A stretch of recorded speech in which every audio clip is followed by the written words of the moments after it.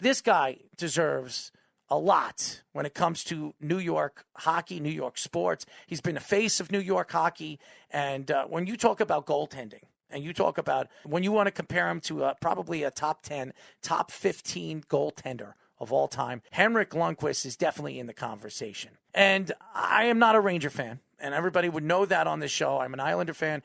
I grew up a Ranger fan, and I've seen some great goaltending from the New York Rangers. I saw John Van Beesbrook, my favorite player of all time, Mike Richter, John Davidson. There were so many great goaltenders in the past, and in the last 20 years, the best goaltender in the NHL has been not even close. It's been Henrik Lundqvist. And Henrik Lundqvist, who is very into painting and artwork and hats, music too, loved New York, loved to be the face of New York sports, and he was for really 7-8 years. When Derek Jeter retired, he was the face of New York sports. He was the best player in New York sports. Besides the young players, the Aaron Judges of the world, he was the face. And what he did for New York hockey in the early 2000s and the mid-2000s is just utter and remarkable. He is a special, special player. Very smart, talented, good Samaritan for NHL. Never got in trouble on and off the ice. Always been a face of just pleasure. I met Henrik Lundqvist 3 or 4 times. Very nice guy, bigger than he even looked in nets. He's a very tall guy. Just a really down-to-earth person. And even the Islander fans, even when he went to the Nassau Coliseum or he went to the Barclays Center, after the games, when he was coming out and the Islander fans were waiting for him, he would sign autographs, take pictures with Islander fans. He was just such a good person. And to me, that's what sports is lacking. Players of that magnitude, that it doesn't matter who he plays for or what team he plays for. He's a spokesman. He's the face and what you want your athlete to be. So, Speedy, you're a Ranger fan. What do you have to say about the great Henrik Lundqvist? There is a saying the Rangers fans have used for their different players over the years, but Henrik Lundqvist really defines it all. Once a Ranger, always a Ranger. When you look at the last 20 years, all the different players that the Rangers have brought in, all the stretches of dysfunction that the Rangers have had in their front office, all these roster moves around, Henrik Lundqvist has been the one constant. A tremendous goaltender. Not the big goalies that we see now that have all these huge pads that have 6'4" and whatever. Henrik Lundqvist was a guy that really could do everything. He was clutch. He was great in Game 7s for the Rangers. He was saving 38, 39 shots when the defenses were always bad or the offenses had nothing going for them. He would bail them out a lot of the times. And like you said, off the ice, he was a great guy with the fans, very creative guy with his music. I think he performed a couple times, acoustic guitar or something like that.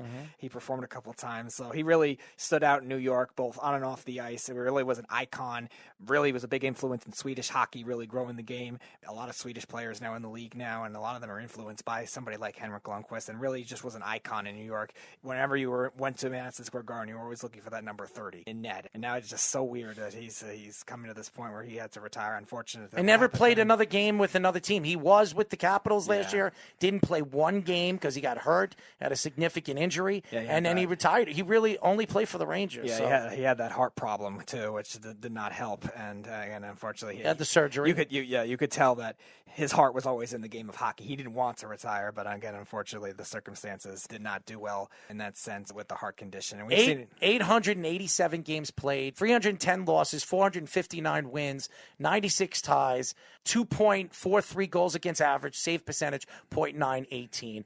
One of the greatest goaltenders to ever play the game. Special. Yeah. Really special. And in Rangers history that is very rich with goalies, like you mentioned. Seventh round pick, too. Henrik Lundqvist stands out in that sense with the consistency he had throughout his career. All those best Ranger goalie ever. Yes. I mean, when it comes to numbers, it's not even close. Right. And I'm a John Van Beesbrook fan. It's not even close. 459 wins.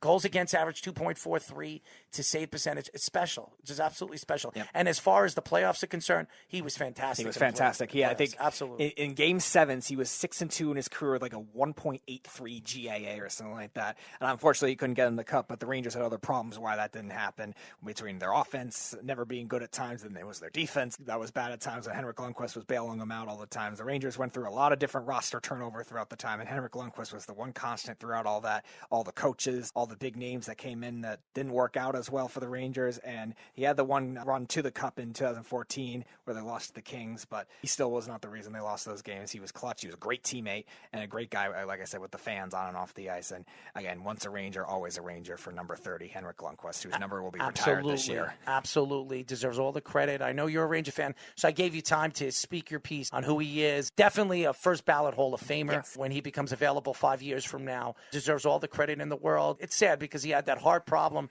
He had to have that quick surgery, and I don't think he was ever going to play again. A lot of people said that. And he's had that heart problem for years, and nobody found that. So thank God he's alive, and he's a great Samaritan for New York sports. I think eventually he'll be a coach or he'll be a GM of an organization. He loves the game of hockey. Absolutely. And he's very smart. So I think he'll get an opportunity one way or another to either run an organization or be a part of an organization. So congratulations to the Lundqvist family and Henrik Lundqvist on a great career and just a great face of New York sports, really. And he is an icon, absolutely. As far as the Islanders are concerned, Lou Lamoriello slowly and quietly has had a very good offseason. Getting Pelech to sign an 8-year deal, one of the best defensive defensemen in the NHL, to a $5.5 million contract. To get a player of that magnitude to sign a $5.5 million, you're talking about defensemen making $10 million a year. I mean, you just saw the Devils sign, what's his name again? Dougie Hamilton to $10 million a year. He's just as good as Dougie Hamilton, maybe even better. And he got $5 million less on a great player's contract. There were stories coming out that Zach Parise and Paul Mary were in the bag. Cizikas was in the bag. They're still not signed, but they haven't signed with anybody else. What does that tell you? It tells you that Lou Lamoriello is waiting for something to become open before he makes and signs those guys to figure out the numbers and how they fit. I still think the Islanders will go after Tarasenko. I think that's what they're gunning for, and that's what they're trying to make a move for. They're just trying to figure out numbers. And once they do that, when you could bring in a Zach Parise, bring back Paul Mary, you got Paul Mary going to the second line with JP Pajot. You bring in Zach Parise for the third line, and then Tarasenko for your first line. You really solidify all three of your lines, and Anders Lee is coming back. So you have one of the best defensive teams, you have one of the best defensive coaches, and then you have the offensive firepower that they were lacking in the playoffs. That practically cost them game number 7 in the Eastern Conference Championship. Yeah, you wonder what the Islanders are maybe waiting on. If it is Tarasenko. I think it is Tarasenko. It is Tarasenko. I think in terms of like the big picture, like I think that's their main goal. But if they don't get Tarasenko, there are some other options that have become available. I've heard Johnny Gaudreau. I've heard Brock Besser from the Vancouver Canucks is another option. Philip Forsberg from Nashville is another one who could play both center and wing, which would be good as well. So if they don't get Tarasenko, there are even some other options they can go after. And you wonder what those kinds of offers are coming for. I know Tarasenko said the Islanders are his number one choice among the teams he wanted to be traded for. So there's definitely more incentive both for New York teams. Right. There's definitely more incentive for Lou Lamoriello to get that done. But again, if the Blues are trying to get a lot for him, it might be hard because again, Lou Lamoriello, while he does have the riches of the prospects that he does have, he's going to be tough on them too, and they're going to make it crazy. He's not going to just give them all those prospects away for one player. And Gart Snow did very well on drafting prospects and defensive players because if you look at Lou Lamoriello, he really hasn't had much of a draft. His first year, which I went to, was a great draft. He added Oliver Wahlstrom and Dobson. Ever since then, I don't think he's had a first-round draft pick. This is going on his 4th year with the Islanders. He's won 2 GMs of the year, and he's made some quality trades at the trade deadline. He hasn't had a first-round draft pick in 2 years. He gave up his first round last year for JP Pajot and his second-round pick. And then this year, he gave up his first for Paul Mary. So to me, you look at Lou Lamoriello, it wasn't him that built this strong farm system with a bag of riches. And I'm telling you right now, I'll say it again, it's very hard to find elite defensemen. And the Islanders have some good defensemen in their farm system, really good ones. And they can use it as trade bait or move them. I don't think they're going to have to give up any of those to get Tarasenko. I really don't. Tarasenko is getting a lot of money this season, almost $9.5 million. The next 2 seasons after that, $5.5 million. But Tarasenko hasn't had a good season in almost 2 years because of injury. So the Islanders could get him on a cheap. I don't think they're going to have to give up much to get him. I think maybe a second round and a couple of prospects, but not top prospects.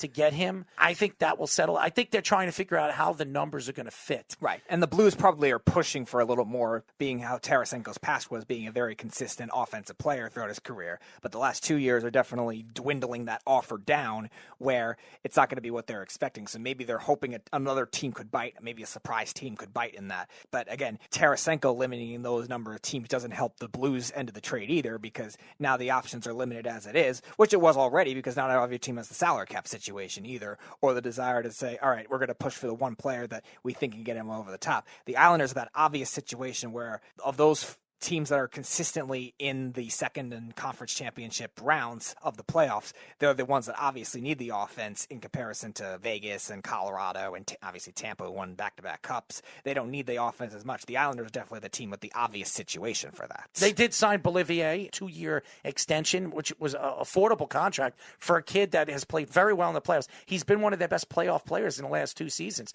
And the Islanders back-to-back years in the Eastern Conference Championship. Lou Lamoriello smells blood. Remember, he's 80 years old. He wants to win a championship before he retires. He has built this team fabulously with Barry Trotz. This team is one of the top 4 teams in the NHL. They're bringing back practically their whole team. They didn't lose anything in the offseason, none. And they're bringing players to this team. If you can add Zach Parise and Tarasenko to this team with the players that they have already, they really position themselves very, very well. They have one of the most talented teams when it comes to center depth. Who's got better center depth than the Islanders right now? And they have the young Barzal, the Pageaus of the world, who wasn't healthy in the playoffs, didn't play healthy in the playoffs, who was fantastic the year before that in the playoffs. So they've got a lot. And the Islanders are, if they make those moves for Tarasenko and bring back Palmieri and Zach Parise, you're talking about the Islanders being a heavy favorite to come out of the Eastern Conference. Heavy favorite. When have we heard that the Islanders were a heavy favorite to come out of the Eastern Conference? Not in my lifetime. Yeah, so it's crazy. And Lou Lamoriello has done such a great job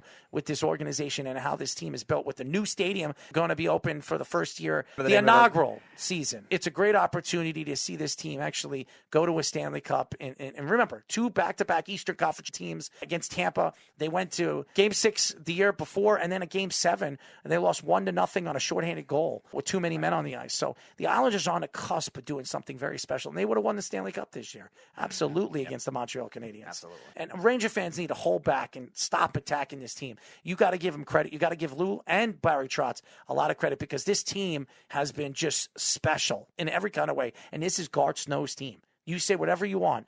All those players, besides maybe 1 or 2 players, have been Garth Snow guys. So Garth Snow, he's not very good at free agency. We all know that. Andrew Ladd, gone, and some of the players. But his draft stock and what he has drafted over the years, special. Really, really special. And remember, Oliver Walsh, they still own the rights to Kiefer Bellows because obviously they lost Eberle. So they kept Kiefer Bellows. So that's a trade piece where you could trade him for Tarasenko. Right. I think that would be the only piece they need to trade to get Tarasenko. And he's a good young player, and they don't need him. So I think the Islanders are positioned very, very well to get where they want to go and get the players that they need to come in to help them win a Stanley Cup.